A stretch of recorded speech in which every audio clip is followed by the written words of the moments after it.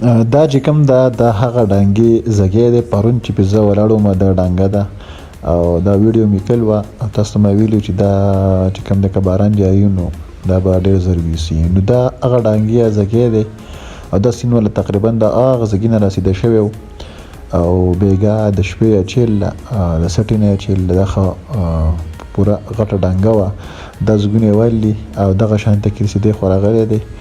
او دا ډانګه بس د لږ منځګۍ پاتې شوی دی نور یې د یخ نه وړله او د دې ډانګې سره چې کوم شاته کم پټي دي دې طرف ته ډېر غټ پټي دي ډېر زیات پټي دي مخامخ تاسو کتلی شئ نو دې پټو ته اوس نقصان دی که لږ باران را زیات شو نو دا به وړي مکمل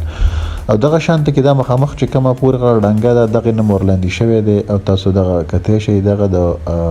چې کوم د دغه والا ډانګه ده